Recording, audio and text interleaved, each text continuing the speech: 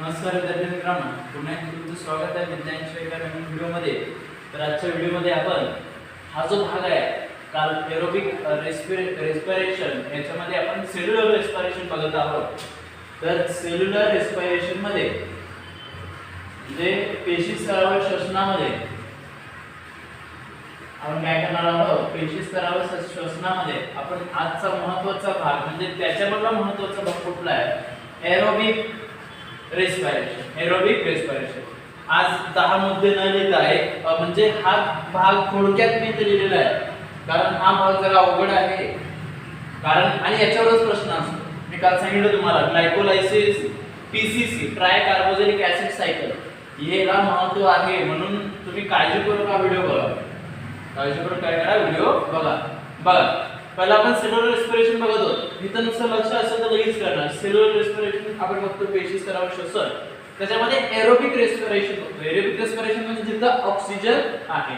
Aerobic respiration म्हणजे जिथं oxygen आहे.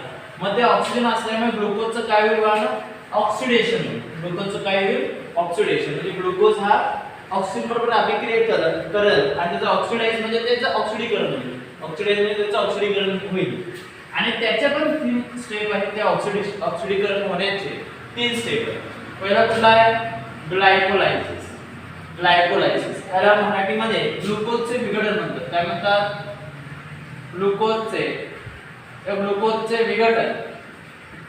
तर पहिल्या 2 मुळीचं आहे. एरोबिक रेस्पिरेशन मध्ये आपण ग्लुकोजचं ऑक्सिडेशन करत आहे 3 स्टेप मध्ये. म्हणजे काय होतं ऍक्च्युअली सेल मध्ये आपल्या श्वसन कसं होत असतं ते इथे सांगितलं. मग श्वसनासाठी पहिली स्टेप त्याने सांगितलं की एरोबिक रेस्पिरेशन होतं म्हणल्यावर तिथे ऑक्सिजन आहे. ऑक्सिजन आल्यावर ग्लुकोजचं ऑक्सिडेशन होणार आहे. हे काय आलं आणि ते ग्लुकोजचं ऑक्सिडेशन होत असताना 3 स्टेप मध्ये होतं. बघूया पहिली स्टेप कुठली आहे, ग्लायकोलायसिस. पहिली स्टेप कुठला आहे, ग्लायकोलायसिस. दुसरी कुठला आहे, try carboxylic acid cycle. Try carboxylic TCC in short लिहिलेलं आहे मी, ट्राय कार्बोक्सिलिक ऍसिड सायकल. फक्त तुम्हाला हे 2 मी घेणार आहे. पुढचा जो इलेक्ट्रॉन ट्रान्सफर चेन रिएक्शन आहे तिसरा पॉइंट तो मोठा आहे, या व्हिडिओमध्ये तो बसत नाही, त्यामुळे काय केलं पुढे घेतलेला आहे आणि हे थोडक्यात तुम्हाला समजावून द्यायचं. बघा, process of glycolysis occur in cytoplasm. मला नाव बघा, वर्ड्स नवीन वर्ड्स नाही, ते जुनेच आहेत, पण तुम्ही विसरलेला आहात. 9वी पासून 8वी ला विसरलेला आहात का, कारण परत रिपीटच झालं नाही. परत रिपीटच झालं नाही, जे शब्द हे वर्ड्स रिपीट झाले.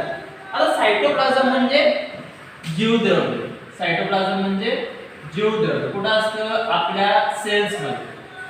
सायटोप्लाझम कुठं असतं, आपल्या सेल्स मध्ये. सेल्स म्हणजे पेशीमध्ये. मग सायटोप्लाझम पेशीमधलं सायटोप्लाझमला काय म्हणतात, जीवद्रव्य. काय म्हणतात, जीवद्रव्य. म्हणजे ही जी ग्लायकोलायसिस जी प्रोसेस आहे कुठं होत आहे, सायटोप्लाझम मध्ये.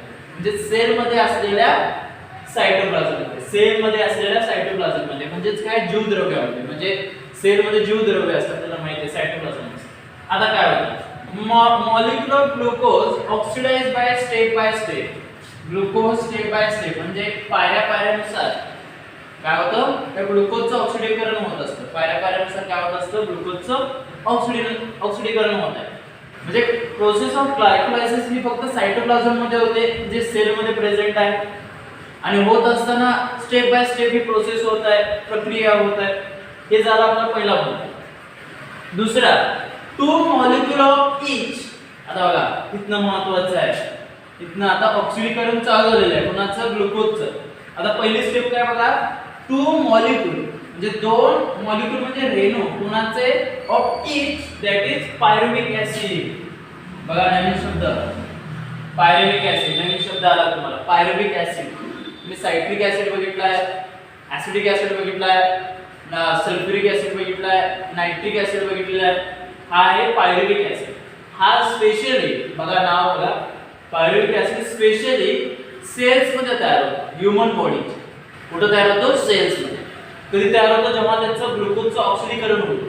ग्लुकोजचं ऑक्सिडीकरण झालं तर पहिली स्टेप काय तयार होईल तुमचं, पायरुव्हिक ऍसिड. कुठे तयार होईल, पेशीमध्ये, सेल्स मध्ये, पेशीमध्ये तयार होईल. म्हणजे पहिलं काय तयार झालं, पायरुव्हिक ऍसिड तयार झालेला आहे, जो फक्त सेल्युलर रेस्पिरेशन मध्ये होत असतं आणि हे सेल मध्ये असतं, म्हणजे पेशीमध्ये असतं. काय आलं, पायरुव्हिक ऍसिड कुठून आलं, पायरुव्हिक ऍसिड नवीन आहे. त्यानंतर एटीपी चे दोन मॉलिक्यूल, इथे एटीपी पण तयार होतो, एडिएसटी ट्रायफॉस्फेट ऊर्जेचं चलन. त्यानंतर NADH2, हा पण नवीन आहे तुमच्यासाठी. NADH2 चा लॉंग फॉर्म इथे लिहिलेला आहे, निकोटामाइड ॲडेनिन डायन्यूक्लियोटाइड. निकोटामाइड ॲडेनिन डायन्यूक्लियोटाइड. हे NADH2 जो आहे तो काय एन्झाइम आहे. एन्झाइम म्हणजे संप्रेरके. संप्रेरके म्हणजे ते काय करतात, ही जी अभिक्रियाचा वेग वाढवतात. म्हणजे काय, ग्लुकोजचा ऑक्सिडीकरणाचा वेग वाढवतात. कोण? NADH2. ग्लुकोजचा ऑक्सिडीकरणाचा वेग कोण वाढवतं? NADH2 वाढवतं. म्हणजेच काय, एन्झाइम म्हणजे काय, संप्रेरके. संप्रेरकाचं काम काय असतो? उत्प्रेरके म्हणतात त्याला. काय म्हणतात एन्झाइमला? उत्प्रेरके. उत्प्रेरकेचं काम काय असतं? या अभिक्रियेचा वेग वाढवणं. आणि H2O तुम्हाला माहिती आहे, पाणी पण तयार होतं. म्हणजे पहिली स्टेप काय झाली बघा, ग्लुकोजचं ऑक्सिडीकरण होत आहे सायटोप्लाझम मध्ये, जीवद्रव्यामध्ये. आणि होत असताना आता झालं, पहिली स्टेप काय, दोन रेणू तयार होतात. कोणाकोणाचे बघा, पायरुव्हिक ऍसिडचे दोन असणार आहेत, एटीपी चे दोन असणार आहेत, NADH2 दोन असणार आहेत. NADH2 म्हणजे एन्झाइम आहे, एन्झाइम म्हणजे उत्प्रेरक आहे. त्यांचं काम काय असतं? फक्त अभिक्रियाचा वेग वाढवणे. आणि पाण्याचे दोन रेणू आहेत. काल पहिली स्टेप ही झाली, म्हणजे प्रत्येकाचे दोन दोन रेणू तयार झाले, पायरुव्हिक ऍसिड, एटीपी चे, NADH2 चे आणि H2O चे. काल पुढं सी मॉलिक्यूल ऑफ, आता P acid, molecule of P acid मिळालेला आहे. P ऍसिड म्हणजे पायरुव्हिक acid. Molecule of pyruvic acid formed in this process are converted into molecule of acetyl coenzyme. आता बघा, जे मॉलिक्यूल तयार झालेले आहेत कुणाचे, पायरुव्हिक ऍसिडचे, दोन मॉलिक्यूल जे तयार झाले आहेत पायरुव्हिक ऍसिडचे, ते पुढे जाऊन आणि कन्वर्ट होतात कशामध्ये? ऍसिटिल कोएन्झाइम. म्हणजे पायरुव्हिक ऍसिडचे पुढे जाऊन आणि कशात रूपांतर झालं? कोणत्या रेणूमध्ये? Molecule of acetyl कोएन्झाइम. हा पण संप्रेरक आहे, उत्प्रेरक आहे. हा पण काय करतो? अभिक्रियेचा वेग वाढवतो. दिलेलंच आहे नाव कोएन्झाइम. एन्झाइम म्हणजेच काय? उत्प्रेरक आहे. आताच लिहिलेलं उत्प्रेरक म्हणजे अभिक्रियेचा वेग वाढवतात. आता जेव्हा पायरुव्हिक ऍसिडचं रूपांतर ऍसिटिल कोएन्झाइम मध्ये होतं, तेव्हा आणि काय काय तयार होतं बघा. 2 molecule of NADH2 and 2 molecule of CO2 are released in this process. बघा काय काय झालं बघा. पहिला काय झालं, दोन दोन मॉलिक्यूल तयार झाले, ग्लुकोजचं ऑक्सिडेशन झालं, पायरुव्हिक ऍसिडचे दोन मिळाले, एटीपी चे दोन मिळाले, NADH चे दोन मिळाले, पाण्याचे दोन मिळाले. पुढे जाऊन आणि पायरुव्हिक ऍसिडचं पुन्हा ऑक्सिडेशन घडलं आणि पुन्हा ऑक्सिडेशन घडल्यावर त्या मॉलिक्यूलचं रूपांतर कशामध्ये झालं? ऍसिटिल कोएन्झाइम मध्ये झालं. आणि ऍसिटिल कोएन्झाइमचं रूपांतर कशामध्ये झालं? 2 molecule of NADH2 म्हणजे निकोटामाइड ॲडेनिन डायन्यूक्लियोटाइड, हा एन्झाइम आहे. आणि 2 molecule of CO2. म्हटल्यावर पायरुव्हिक ऍसिडचं रूपांतर जेव्हा ऍसिटिल कोएन्झाइम मध्ये झालं, तेव्हा दोन दोन मॉलिक्यूल तयार झाले. NADH2 चे मॉलिक्यूल दोन तयार झाले आणि CO2 चे दोन मॉलिक्यूल तयार झाले. काल हा झाला आपला सी पॉइंट. एवढंच आहे ग्लायकोलायसिस मध्ये, एवढंच दिलेलं आहे. ग्लायकोलायसिस मध्ये एवढंच आहे. पहिली स्टेप काय? ग्लुकोज ऑक्सिडेशन झालं स्टेप बाय स्टेप. पहिला पायरुव्हिक ऍसिड मध्ये त्याचं रूपांतर झालं. प्रत्येकी दोन मॉलिक्यूल म्हणजे प्रत्येकी दोन दोन रेणू कोणाचे? पायरुव्हिक ऍसिडचे, NADH2 चे, एटीपी चे, पाण्याचे तयार झाले. पुढे जाऊन पायरुव्हिक ऍसिडचं रूपांतर ऑक्सिडेशन पुन्हा झालं. पुढे जाऊन त्याचं रूपांतर ऍसिटिक कोएन्झाइम मध्ये झालं. ऍसिटिक कोएन्झाइम मध्ये होत असताना आणि दोन दोन रेणू तयार झाले, मॉलिक्यूल तयार झाले. एक NADH2 चे तयार झालं आणि एक CO2 चे दोन तयार झाले. NADH2 आणि CO2 चे प्रत्येकी दोन दोन मॉलिक्यूल तयार झाले. त्यानंतर दुसऱ्यामध्ये हा झालं आपला पहिला ग्लायकोलायसिस. काळजीपूर्वक लक्ष असेल तर कळणार आणि अतिशय महत्त्वाचा आहे, 100% प्रश्न येतो याच्यावर. काल सांगितलं तुम्हाला मी, TCC tricarboxylic acid cycle हा घ्यायचा. Both the molecule of acetyl coenzyme enter mitochondria. आता पहिली स्टेप संपली, ग्लायकोलायसिस संपलं, ग्लुकोजचं विघटन पूर्णपणे झालं. आता दुसऱ्या स्टेप मध्ये आला. दुसऱ्या स्टेप मध्ये ही गेलेली आहे. आता दुसऱ्या स्टेप मध्ये होत असताना आता काय तयार झालं होतं? ऍसिटिल कोएन्झाइम तयार झालं होतं ना. आता हे जे बोथ मॉलिक्यूल ऑफ ऍसिटिल कोएन्झाइम, हा ऍसिटिल कोएन्झाइम हा ऍसिड कोएन्झाइम तयार झाले. ऍसिडिक कोएन्झाइम तयार होताना लास्ट स्टेप मध्ये आपल्याला NADH2 आणि CO2 चे दोन मॉलिक्यूल तयार झाले होते. आता हा ऍसिडिक कोएन्झाइम पुढे जातो कशामध्ये TCC मध्ये ट्राय कार्बोक्सिलिक ऍसिड सायकल मध्ये आणि तो एंटर होतो कशामध्ये माइटोकॉन्ड्रिया. माइटोकॉन्ड्रिया म्हणजे तंतुकणिका. हा कशामध्ये असतो सेल मध्ये असतो. इच सेल प्रेझेंट इन बॉडी म्हणजे प्रत्येक पेशीमध्ये हा असतो माइटोकॉन्ड्रिया. तिथे पण ऊर्जा साठवली जाते स्पेशली पेशींसाठी. मग हा जो ऍसिडिक कोएन्झाइम कुठे गेला एंटर म्हणजे कोणाच्या आत गेला माइटोकॉन्ड्रियामध्ये. आणि माइटोकॉन्ड्रियामध्ये जेव्हा हा गेला तर सायक्लिक चेन रिएक्शन तयार झाली. सायक्लिक म्हणजे अशी गोल अभिक्रिया तयार झाली. चक्रीय म्हणतात. सायक्लिक म्हणजे चक्रीय. चक्रीय अशी अभिक्रिया तयार झाली तिथं कशामध्ये माइटोकॉन्ड्रियामध्ये. चक्रीय अभिक्रिया सुरुवात झाली. चक्रीय म्हणजे अशी गोल. सायक्लिक म्हणजे गोल. ओके. Chain reaction. चेन म्हणजे एकामागे एक. चेन रिएक्शन बरोबर. आणि या रिएक्शनला काय म्हणतात ट्राय कार्बोक्सिलिक ऍसिड सायकल.